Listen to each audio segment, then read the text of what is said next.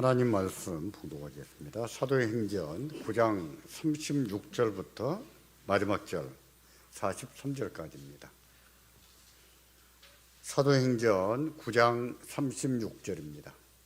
36절부터 마지막 절까지입니다.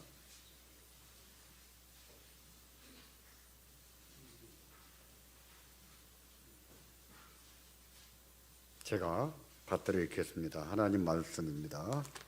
요빠에 다비다라 하는 여제자가 있으니 그 이름을 번역하면 도로가라. 선행과 구제하는 일이 심히 많더니 그때의 병들의 죽음에 지체를 씻어 다락에 누이니라.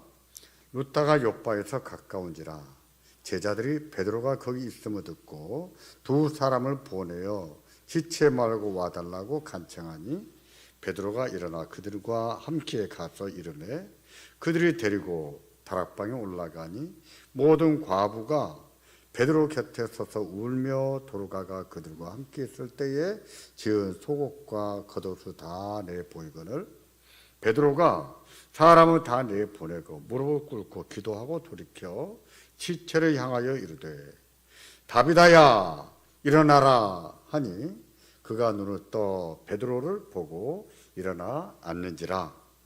베드로가 손을 내밀어 일으키고 성도들과 과부들을 불러들여 그가 살아난 것을 보이니 온 요파 사람이 알고 많은 사람이 주를 믿더라.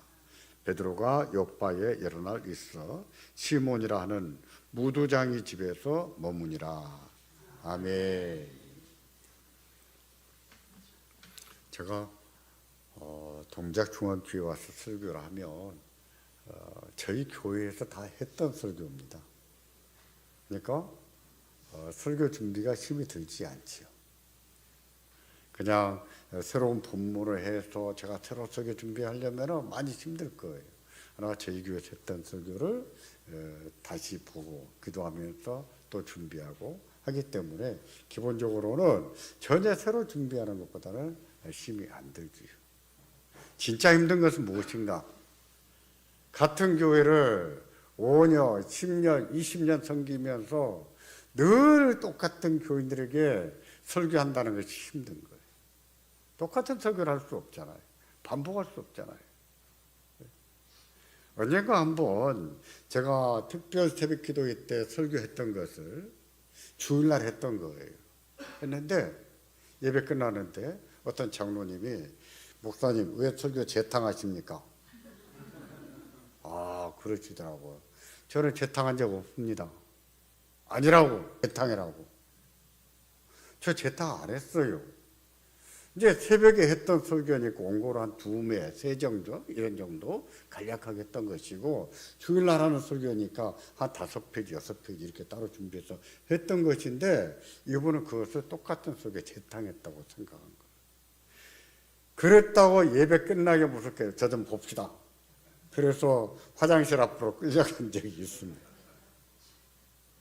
그럼 이제 어떻게 해결됐는고 하니요. 저희 교회에 제가 설교하면 꼭 성경 옆에다가 몇 월 며칠 오전 예배, 몇 월 며칠 오후 예배 써놓는 분이 계셨어요. 그래서 그 장로님이 그분한테 가서 물었습니다. 집사님, 이 본문 보세요. 목사님이 언제 설교한 적 있는가 없는가. 보니까 없는 거예요. 그래서 제가 풀려난 적이 있어요. 이런 거예요. 똑같은 설교를 같은 교회에서 2번, 3번 할 수가 없지요. 어렵지요. 이런 건 할 수 있어요. 복음의 내용들, 사경리 설교 이런 것은요. 똑같은 설교를 1년에 1번, 2번 정도는 하는 게 좋을 것 같아요. 그거는 복음을 전할 때 쓸 수 있는 골격이거든요. 그렇지 않으면 못하지요. 그만큼 본교회에서 매주 설교한다는 것은 힘이 든 것이지요. 제가 질교에서 섬기면서 어떤 분이 개업을 하면서 개업 예배를 부탁해서 갔습니다. 예배를 잘 드렸는데 그분이 딱 물었어요. 목사님 느낌이 어떠세요? 저는 어떤 의중으로 묻는지 딱 알아챘어요. 알아차리고 능청을 떨었습니다. 돈이 2억 3억을 들여서 인터뷰 했는데 느낌이 좋지 나쁘겠어요? 그때 그분이 아니나 다를까 자기의 의중을 탁 드러내면서 이렇게 말하는, 아니요, 잘 될 느낌이에요, 안 될 느낌이에요? 저는 그 말의 의중을 알았기 때문에 잠시 멈칫했습니다. 그때 이분이 얘기하는 거예요. 저는 잘 될 느낌을 받았습니다. 하나님이 잘 될 느낌을 주셨습니다.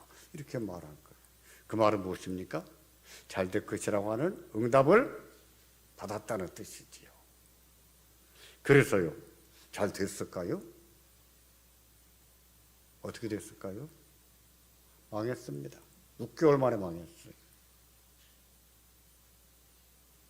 그러면 그가 잘 될 느낌을 받았다고 한 것은 무엇입니까? 누가 준 거예요?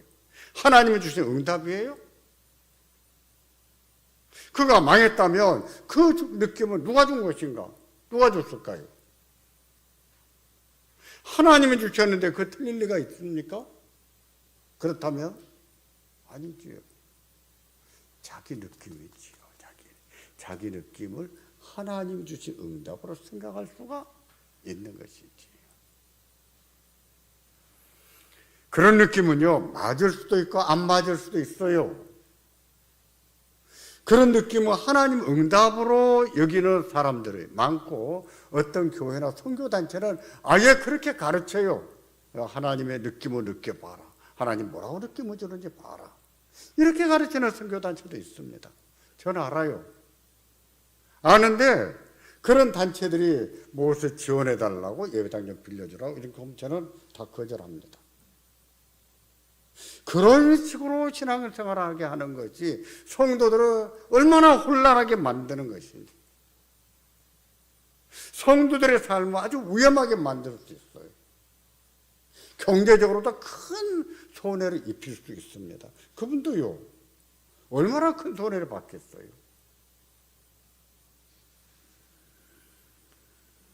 살아가면서 기적이 일어나든지 기적 같은 일이 생기면 좋지 않을까요? 좋지요. 저는요, 날마다 기적을 바라고 살면 안 된다, 이렇게 가르칩니다. 성경에는 많은 기적이 기록되어 있지만 그것은 일상이 아니에요. 성경에 기적이 많이 나오니까 그게 일상인 것처럼 생각하는데 그 일상이 아닙니다. 그 특별한 은혜예요. 따라서 일상은요, 기적을 바라고 사는 법을 배울 게 아니라 성실하게 열심히 힘들어도 인내하면서 애쓰면서 사는 법을 배워야 됩니다. 그런 자세로 사는 분이 기적 같은 일이 일어나지 않는다고 해도 삶을 잘 살지요. 보십시오. 예수 믿지 않는 분들 중에서도 잘 사는 분이 계십니까? 안 계십니까? 계시지요. 부부간에도 금슬이 좋고 자식도 잘 키우고 그런 사람이 있습니까? 없습니까? 있습니다. 그들은 기적을 바라지 않고 기적이 일어나지 않아도 그들의 삶을 잘 살아요. 왜 그럴까요? 그것은 하나님께서 예수를 믿으나 안 믿으나 누구에게나 베푸시는 은총이기 때문에 그 일반 은총이라고 합니다. 하나님께서 예수 믿는 사람들에게만 베푸시는 은혜가 있는가 하면 예수를 믿지 않아도 똑같이 베푸는 은혜가 있는 거예요. 그걸 보통 은혜라고 합니다. 햇볕이 그러지 않습니까? 비가 그러지 않습니까? 예수를 믿지 않아도 단비를 내려주시고 예수를 믿지 않아도 따스한 햇볕을 주지 않아요? 저는요, 그것도 다행이라고 생각해요. 은혜라고 생각해요. 생각해 보십시오. 우리 자녀들 가운데 예수 믿지 않는 자녀들이 있을 수 있어요. 살다보면 그렇게 되는 경우가 있습니다. 하나님이 예수 믿는 사람들에게만 은혜를 주신다면 그런 자식들은 어떻게 되는 거예요? 망하는 것이죠. 비록 예수를 믿지 않아서 애가 타지만 그들에게도 하나님은 은혜를 주시니 다행 아니겠어요? 다행입니다. 그와 같이 모든 사람들에게 똑같이 주시는 은혜가 있어요. 그 보통 은혜라고 하는 거예요. 세상에는요, 기적이 있습니다. 기적은 아닐지라도 기적 같은 은혜도 있어요. 실제로 그런 일이 일어나면 삶의 위안이 생기죠. 희망도 생기고 유쾌해집니다. 마치 목말라 죽을 것만 같을 때 생수 한 잔을 얻어 마신 것처럼 그냥 인생이 시원해질 수 있는 거예요. 여간 기적이 일어난다면 좋은 일입니다. 또 기적은요 항상 그렇지는 않지만 신앙적으로도 약간의 유익이 있어요. 많은 유익은 아니에요. 약간의 유익이 있습니다. 꿈도 그렇습니다. 우리가 밤잠을 자면서 꿈을 많이 꾸잖아요. 하룻밤에 몇 번이나 꿀까요? 저도 조사해보고 깜짝 놀랐습니다. 사람이요 하룻밤에 46번에서 38번 정도 꿈을 꾼답니다. 제가 두세 번 꾼 줄 알았어요. 아니랍니다. 하룻밤 사이에 46번에서 적게는 38번까지 그렇게 많은 꿈을 꾼대요. 근데 어떤 꿈들은 생각이 안 납니다. 되게 다 생각이 안 나요. 어쩌다가 꿈이 선명하게 생각이 날 때가 있지요. 꿈이 분명해요. 선명해요. 꿈이 선명하게 기억이 되면 그것은요 하나님의 응답일까요? 그렇지 않습니다. 선명한 꿈은요 잠에서 깨기 직전에 꿨던 꿈이에요. 잠에서 잠 깰 때 깨기 직전에 꿨던 꿈은 선명해요. 그 전에 꿨던 꿈은 희미합니다. 오래전에 꾼 꿈. 꿈이요 맞는 것도 있는가 하면 틀린 것도 있어요. 맞는 게 많습니까? 틀린 게 많습니까? 뭐가 많습니까? 말씀 좀 해보십시오. 여러분은 맞는 게 많습니까? 아니요. 우리 개꿈 많이 꾸고 살아요. 아무 의미도 없는 꿈. 꿈에서 분명히 아내하고 대화했는데 나중에 보니까 얼굴이 딴 여자로 싹 바뀌어버린다든지. 그잖아요. 꿈에서 분명히 아들을 만나서 아들하고 뭔 얘기했는데 나중에 보니까 딴 사람이라든지. 현실에서 있을 수 없는 말도 안 되는 일이 꿈에서는 이루어지는 거예요. 그런데도 꿈을 신봉하고 꿈이 하나님의 계시나 되는 것처럼 생각하면 될까요? 위험하지요. 위험한 일입니다. 어쩌다 꿈이 맞았다고 해도 꿈은 뭐 같은가? 복불복과 같은 거예요. 맞으면 좋고 안 맞아도 할 수 없는 것. 꿈이 그런 것입니다. 저도 꿈을 꿉니다. 꿈을 꾸는데 기분 나쁜 꿈을 꾸면 야 오늘 조금 조심해야 되겠다 이렇게 생각하고 말아요. 기분 좋은 꿈을 꾸면 야 기분 좋네 오늘 그런 일이 있으면 좋겠다 생각하고 맙니다. 근데 그런 일이 일어났을지 안 났을지 일어났는지 안 일어났는지 되게 다 몰라요. 모르고 지나갑니다. 실제로는 그런 꿈을 꾸지 않아도 될 일이에요. 몰라도 되는 일들이에요. 저한테는 이런 경험이 있습니다. 합동신학교 입학시험을 봐놓고 그리고 시험 발표하는 날이에요. 발표하는 날이었는데 기가 막힌 꿈을 하나 꾼 거예요. 근데 잊어버렸어요.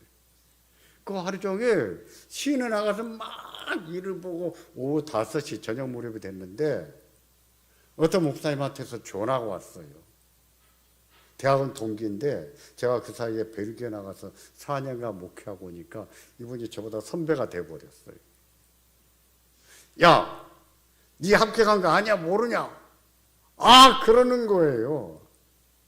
근데 제가 그 전날 밤에 무슨 꿈을 꿨냐면은 그때 합동신학 대학원 총장님 신보은 교수님이 꿈속에서 합격증을 주시더라고요. 제가 기분이 얼마나 좋았겠어요. 근데 아침에 아내한테 말도 못하고 잊어버리고 일이 바빠서 하루를 지났어요. 그래서 불합격됐습니까? 아니에요.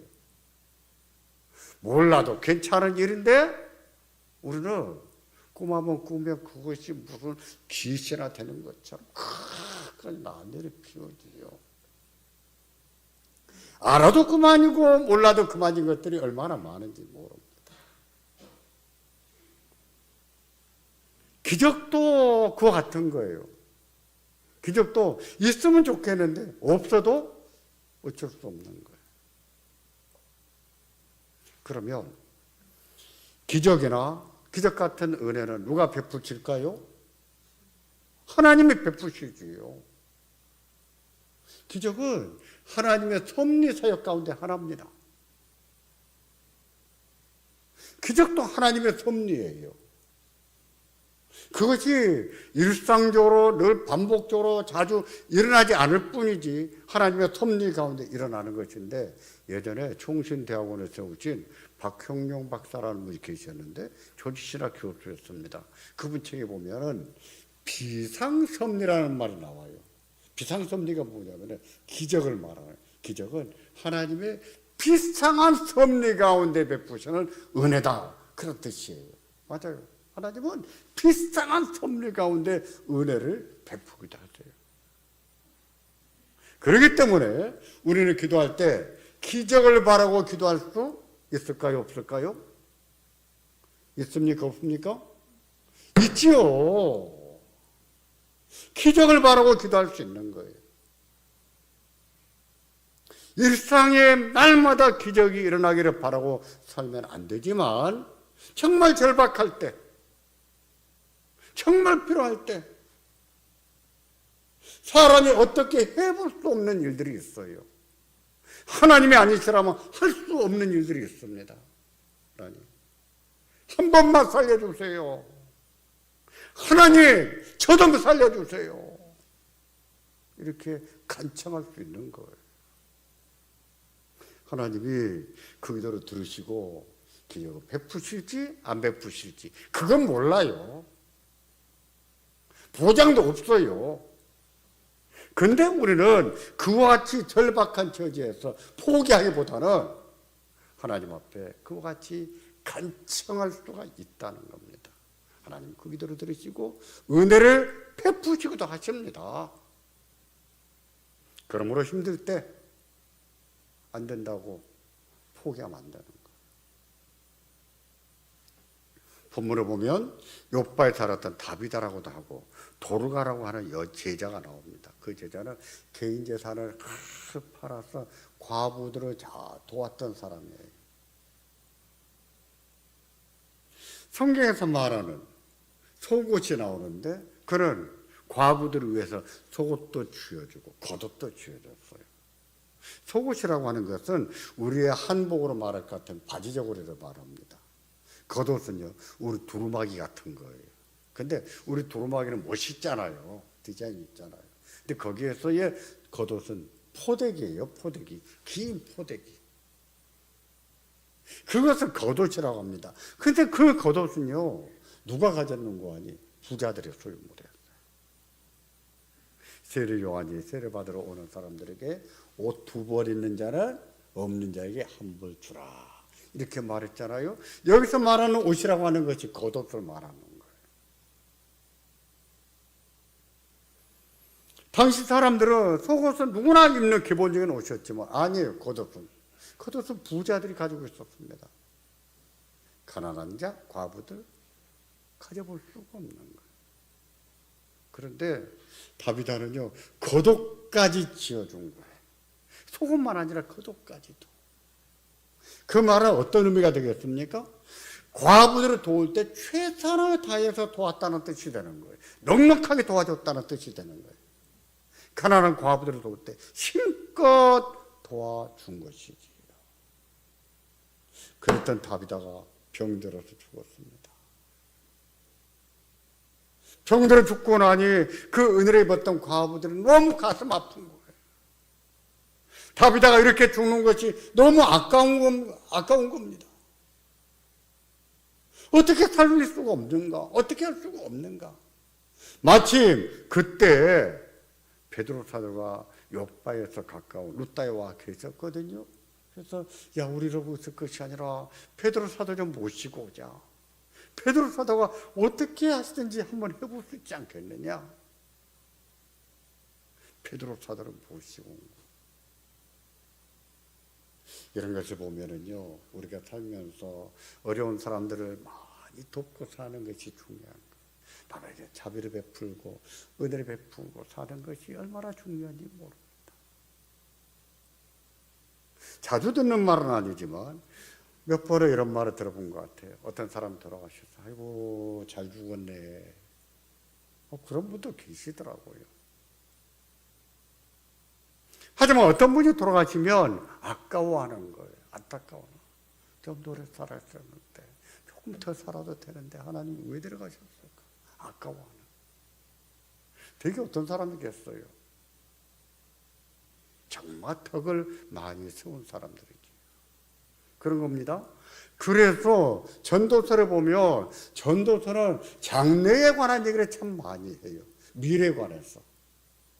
전도서가 말하는 미래관은요, 미래 얘기는 알 수가 없다고 말해요. 그래서 장래를 잘 대비해야 되는데, 장래를 잘 대비하는 것이 뭐냐? 세 가지를 말해요. 첫째는 오늘을 잘 사는 것이다. 힘들어도 고생이 돼도 오늘을 열심히 잘 사는 것이 내일을 잘 대비하는 것이다 라고 알았습니다. 두 번째는 가난한 자들을 많이 돕는 것이 미래를 대비하는 것이다 라고 그랬죠. 강물에 내 식물을 던져라. 일어나 후에 다시 찾을 것이다 라고 하지 않습니까? 강물에 식물을 던져버리면 그게 돌아오겠어요? 안 돌아오지요? 그런데 하나님이 돌아오게 하시는 때가 있어요. 그게 뭐겠습니까? 어려운 이웃들을 많이 돕는 것을 말해요.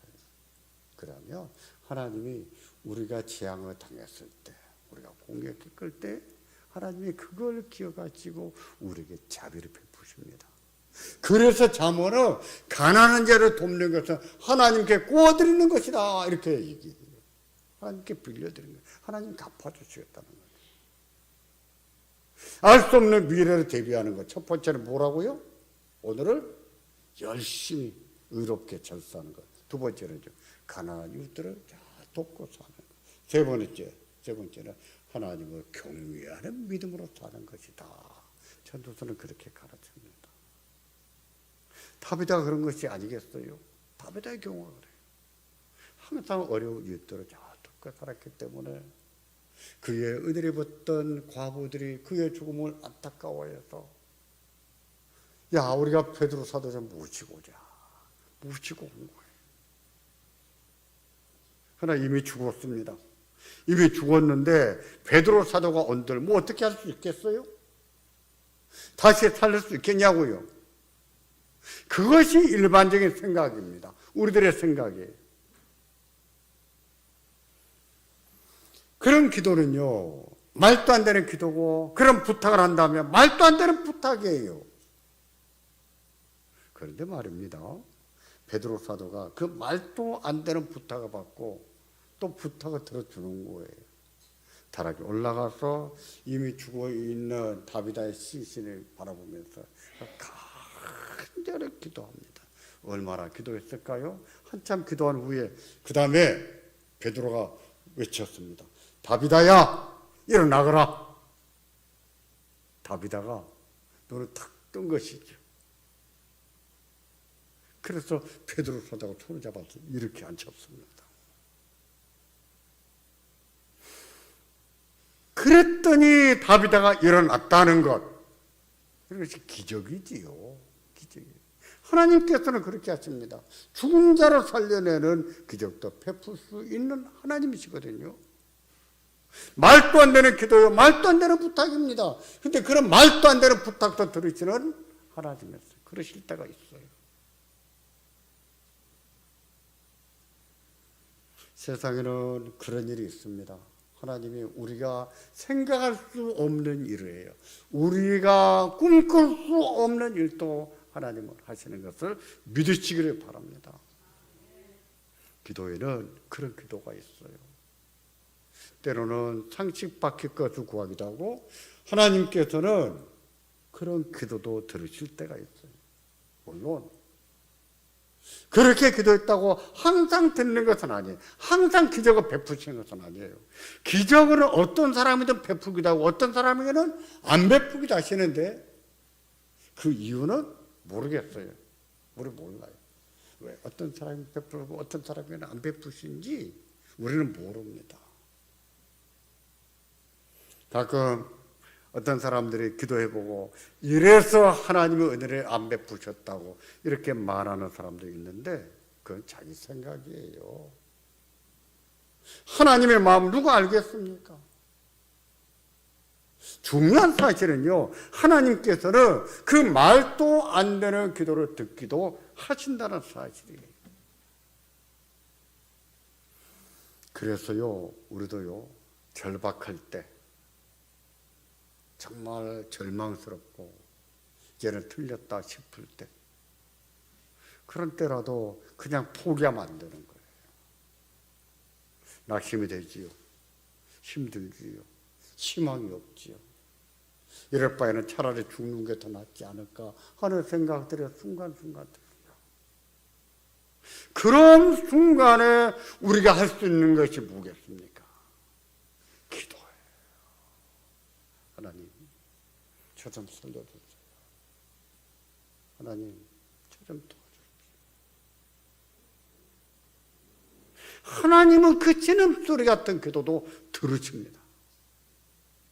그렇게 기도하신다면 그 다음에 하나님이 어떻게 하실지 우리는 알 수 없지만 기다려 봐야 됩니다. 하나님 어떻게 하실지 기도하면서 기다리시대요. 중요한 것은요, 그런 순간에 포기하지 마시라는 거예요. 절망하지 마시라는 거예요. 내려놓지 말라는 거예요. 삶을 포기하지 말라는 것입니다. 욥기를 보세요. 욥이 뭐라고 했습니까? 하나님, 죽은 자가 어떻게 감사하겠습니까? 죽은 자가 어떻게 찬송하겠습니까? 그렇죠. 죽고 나면 어떻게 감사하겠어요? 어떻게 하나님을 찬양하겠습니까? 살아야 찬양을 하고 살아야 감사를 하지. 그 말은 뭐겠습니까? 저 좀 살려주세요. 그 뜻이었죠. 하나님, 제가 침 한 모금만 삼키고 나면 제 목숨이 끊어질 것 같습니다. 어떻게 해주시라는 것일까요? 살려주시라. 하나님은 그 간절함을 들으신 것이지요. 들으십니다. 우리 중에도 그런 경험이 있는 분들이 계실 거예요. 절박할 때 하나님 앞에 간절히 부르짖었더니 하나님이 그 기도를 들으시고 은혜를 베푸셔서 그 은혜를 경험하신 분들 분명히 계실 거예요. 당연히 그렇게 했는데도 끝까지 안 들어주실 때도 있지만 우리는 몰라요. 모르는 것을 포기할 것이 아니라 하나님의 자비를 구하자는 것입니다. 은혜를 구해야 된다는 것입니다. 그게 그렇잖아요. 하나님이 우리 기도를 들어서 기적을 베푸시면 얼마나 좋습니까? 정말 그 사람은요, 하나님 인생과 같은 복을 받은 것이지요.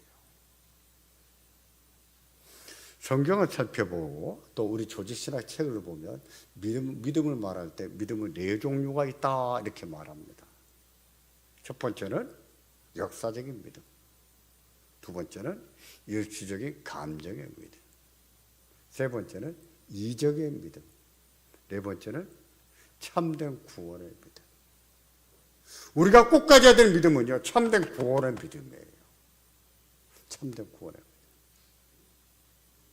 이 중에서 역사적인 믿음이라고 하는 것은요, 예수님이 역사적인 인물이에요. 십자가에 죽으신 것도 사실이에요. 저 알아요. 인정해요. 그런데 자기의 구세주로 영접하지 않는 믿음입니다.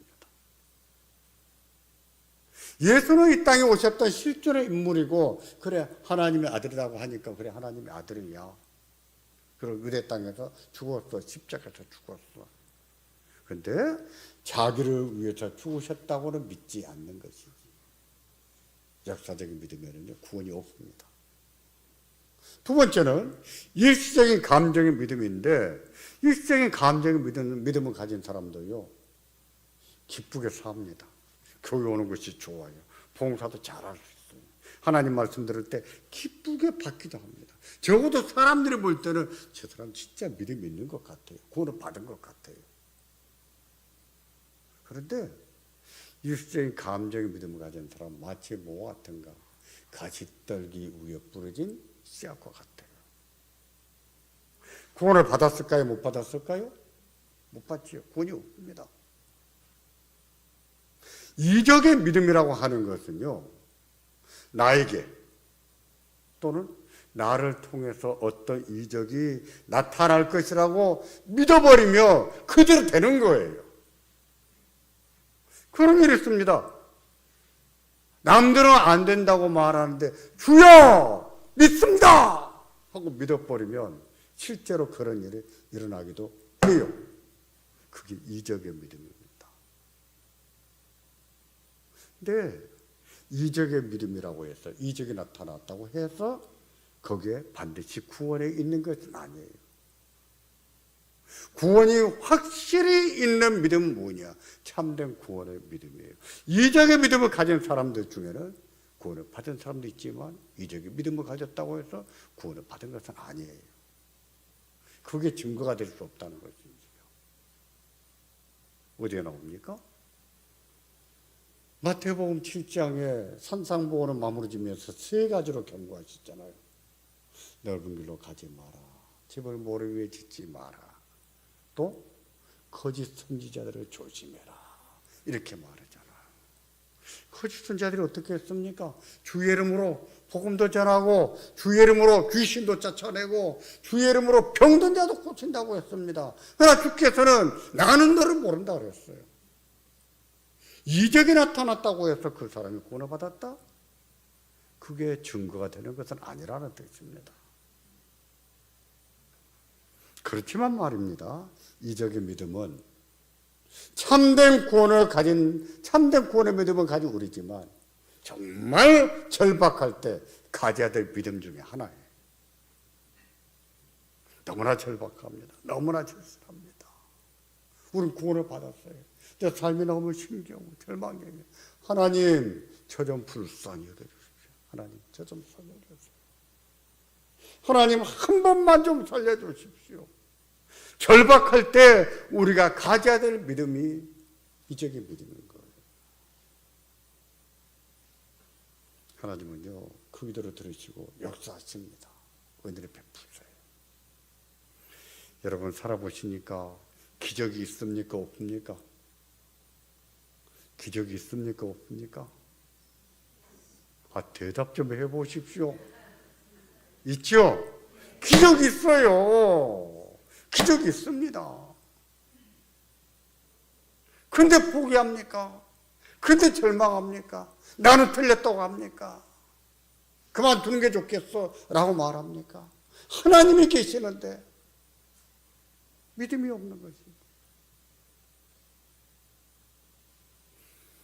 성경을 보십시오. 예수님께서 많은 병든 자를 고치셨는데 그런 경우 믿음을 보고 고치셨어요. 물론 항상 믿음을 보고 고쳐주신 것은 아니에요.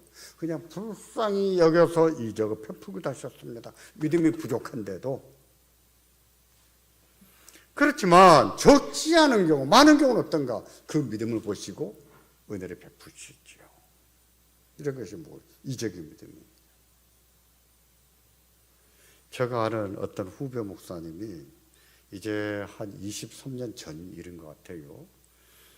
그 누나가 저희 교회 나왔는데 목사님 우리 동생한테 전화 한번 해주세요. 몸이 아픈데 말을 안 합니다.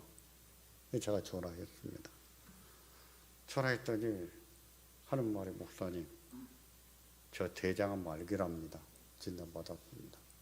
그래 그래서 어떻게 하려고 오늘부터 40일 금식기도 말랍니다. 그래 40일 금식해서 하나님이 안 고쳐주시면 어떡할래? 그때는 병원에 가야지요. 야 40일 금식하고 나면 무슨 힘으로 병원 갈래? 병원 가서 어떻게 고칠래? 제가 그랬습니다. 그러지 말고 일주일만 금식해라. 근데 말입니다. 일주일이 지난 날 새벽에 제 사무실로 전화가 왔어요. 목사님 무서워 죽겠습니다. 왜? 아침에 화장실에 갔는데 뭐 고깃덩어리 같은 것이 핏덩 팍 빠져나갔습니다. 제가 그 말을 듣는 순간에 소름이 쫙 끼쳤어요. 제가 그랬습니다. 야, 하나님 이제 고쳐주신 것 같다. 야, 오늘 병원에 한번 가봐라. 그랬더니 병원에 갔더니 암이 없어졌다는 거예요. 그래서 의사들이 묻더랍니다. 암이 말기인데 어떻게 암이 없어졌느냐고. 당신들 모른다고. 그러고 왔다는 거예요. 야, 전도를 한번 하고 오지. 한 10년쯤 지났을 때 같이 잠을 자는데 그 친구가 저한테 이렇게 말했습니다. 목사님, 저 이제 5년 남았습니다. 뭐가 5년 남았는데? 10년 전에 제가 암이 걸렸을 때 하나님 앞에 기도하기를 하나님 히스기야 기도를 들어주셨잖아요. 저도 15년만 살려주세요. 그랬답니다. 5년 남았다. 야, 근다고 하나님이 15년만 살려주시겠냐? 지금도 살아있습니다. 23년 지났어요. 이런 얘기가 옛날 얘기가 아니에요. 옛날 얘기가 아니에요. 어느 또 타락에 있어서 우리의 기도를 들으시고 우리 가운데 은혜도 베푸십니다. 그런 은혜가 있기 때문에 우리가 병든 성도들을 위해서 기도하는 것이 아니겠습니까? 공동에 빠진 성도들을 위해서 기도하는 것이 아니겠어요? 기도해야지요. 저희 교회 초등학교 때부터 건강했던 아이가 있었어요. 지금도 있습니다. 근데 그 아이가 중학교를 딱 가더니 백혈병이 걸렸어요. 그 연세대학교 소아암병동에 입원해서 거기서 뭐 한 1년 지냈나요? 제가 제 기억에도 암을 13차례 항암 치료한 것 같아요. 근데 그 어머니가 얼마나 기도한지 모릅니다. 근데 그 말 하더라고요. 병원에 입원해 있는데 한 달 동안에 25명 아이들이 죽었답니다. 어젯밤에 형아 하고 같이 놀았는데 아침에 일어나 보니까 죽어있고. 그 아이가 얼마나 무서웠겠어요. 엄마는요. 기도하지만 얼마나 두려웠겠습니까? 두렵지만 낙심이 되지만 힘이 되지만 하나님께 매달리고 살았습니다. 지금도 살아서 돈도 벌고 또 뭐 시험 보겠다 준비하고 있어요. 하나님은 옛날에 하나님이 아니세요. 오늘 하나님. 죽은 자의 하나님이 아니십니다. 산 자의 하나님이세요. 근데 우리가 포기합니까? 우리가 안 된다고 합니까? 나는 이제 그만 이대로 끝낼래. 끝낸다고 합니까? 아니지요. 하나님이 계시는데. 하지만 말입니다. 우리에게는 그와 같은 은혜가 있지만 우리가 조심해야 될 것도 있습니다. 먼저는 목사님들이 조심해야 될 거예요. 이거는 목사님들이 설교를 하면서 우리가 기도하면 다 고쳐주실 것처럼 말하지 않는 것. 이건 조심해야 돼요. 그래서 우리 목사님들이 그렇게 말합니다. 기도하면 다 들어주실 것처럼, 기도만 하면 다 고쳐주실 것처럼. 그랬습니까? 그러셨나요? 아니셨잖아요. 그럼 뭐예요? 설교가 틀렸잖아요. 그렇게 가르치면 안 된다는 거예요. 우리도 마찬가지예요. 그런 말은 현혹되지 않아야 됩니다. 하나님이 어떻게 하실지 우리는 알 수 없지만 우리는 주님의 은혜를 구하는 거예요. 기도한 사람은요, 하나님께서 원하는 것을 주지 않으셨다고 해도 너무 낙심하지 않아야 됩니다. 어떤 사람들은 그 은혜를 베푸셨는데 내게는 안 주셨다고 해도 낙심하지 않아야 돼요.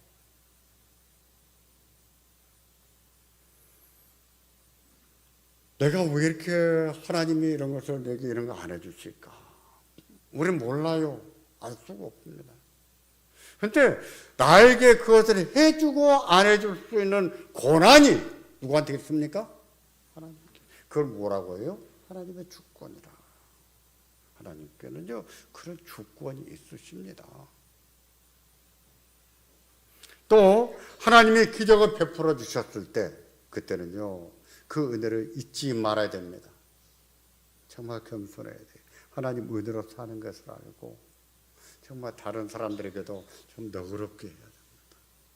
하나님이 얼마나 너그럽게 봐주셔. 다른 사람에게도 좀 너그럽게 해야 돼. 하나님 앞에 그런 은혜를 입었으니 은혜도 베풀고 살아야지.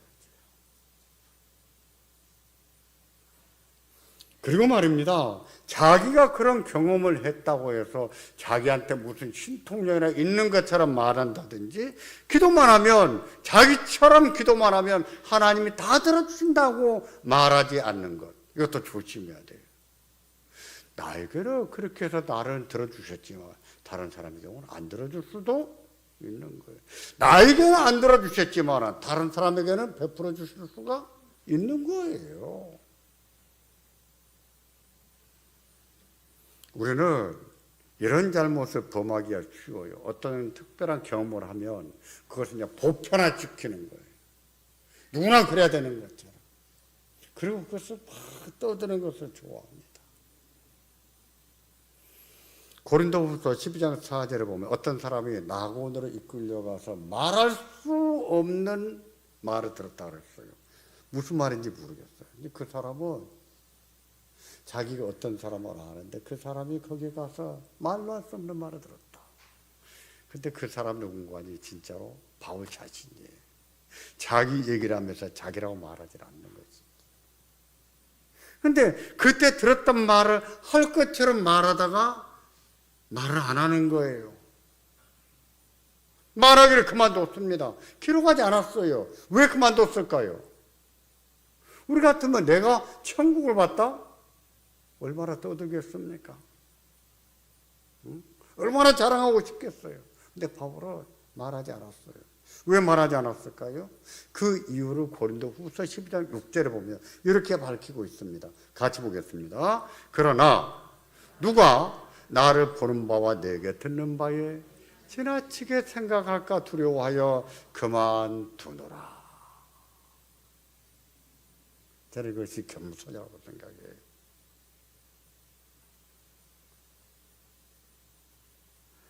누가 나를 볼 때에 내가 들은 것은 내가 본 것은 이만큼인데 야 바울은 천국 구석구석을 다 봤대. 하나님이 다 보여주셨대. 사람들이 말을 그렇게 지어내거든요. 그러니까 바울이 그걸 안 것이죠.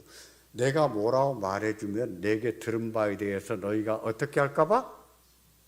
어떻게 할까봐요? 지나치게 부풀려서 생각할까봐 내가 말하기를 그만둔다. 보세요. 겸손합니까? 안 합니까? 겸손하죠. 제가 이런 말씀 드린 것은 목사님들 중에도 그런 분이 있지만 성도 중에도 그런 분들이 있는 것을 볼 수가 있기 때문이에요.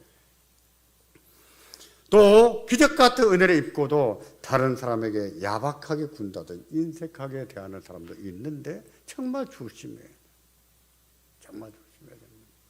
그렇지 않으면 그런 은혜가 오히려 자기한테 교만이 될 수 있고 거짓말을 부풀려 하는 것이 될 수가 있어요.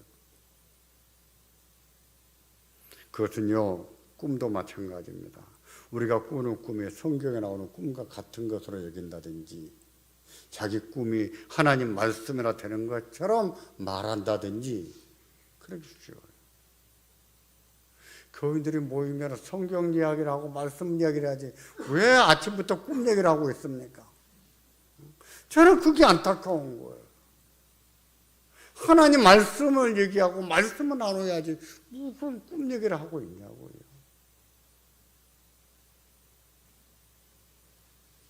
우리가 꾸는 꿈을 통해서도 무엇을 깨닫게 하실 때가 있지만 그렇다고 우리의 꿈은요 성경과 같은 계시는 아닙니다. 그 계시 맞았다고 해도 성경과 같은 계시가 될 수 없어요. 하나님 앞에서 어떤 특별한 경험을 한 것도 마찬가지예요. 자기 어떤 경험을 했다고 해서 모든 사람이 해야 된다거나 그런 것이 아니에요. 누구에게나 베푸는 은혜도 아니란 말이에요. 그런 것은 절제하지 않으면 잘못된 신앙에 빠질 수 있고 삶도 잘못 살 수가 있습니다. 기적이나 꿈이나 영적인 체험이라는 것은 때때로 특별하긴 하지만 그러나 은혜의 방편은 아닙니다. 은혜의 방편은 무엇입니까? 하나님 말씀과 성례와 기도예요. 하나님은 우리에게 은혜 주실 때 뭘 통해 주시는가? 말씀을 통해 주시고 성례를 통해 주시고 기도를 통해서 주시는 거예요.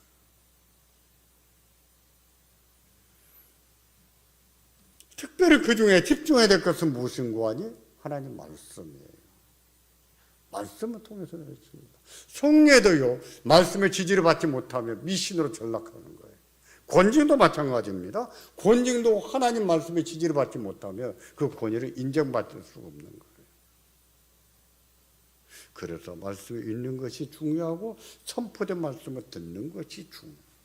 그 둘 중에 뭐가 더 중요할까요? 성경 읽는 것과 선포된 말씀을 듣는 것, 뭐가 더 중요합니까? 선포된 말씀을 듣는 것이 더 중요해요. 왜냐하면 성령 하나님은 성경 읽는 것뿐만 아니라 특별히 선포된 말씀을 통해서 은혜를 주시기 때문에 선포된 말씀을 잘 듣는 것이 중요한 겁니다. 다시 말씀드리지만 기적은요, 놀라운 은혜인 것은 맞지만 그것이 믿음의 방편은 아닙니다. 제가 앞에서 말씀드리기를 기적은요, 우리한테 약간의 유익은 있다고 했어요. 약간의 유익. 그런 거예요. 그러나 그것이 은혜의 방편은 아니란 말이에요. 부자와 나사로의 비유를 한번 생각해 볼까요? 부자도 죽고 나사로도 죽었습니다.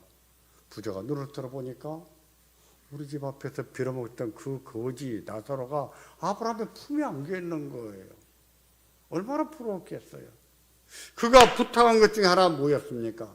아브라함 아버지요, 저 나사로를 우리 집에 좀 보내주십시오. 아브라함이 안 된다고 그랬습니다. 그들에게는 모세 선지자가 있다고 그랬어요. 그러자 부자가 또 부탁합니다. 그게 아니라 죽은 자가 살아나서 가서 말하면, 이 기적을 경험하면 우리 동생들이 다 듣지 않겠습니까? 그럴 것 같으시지요?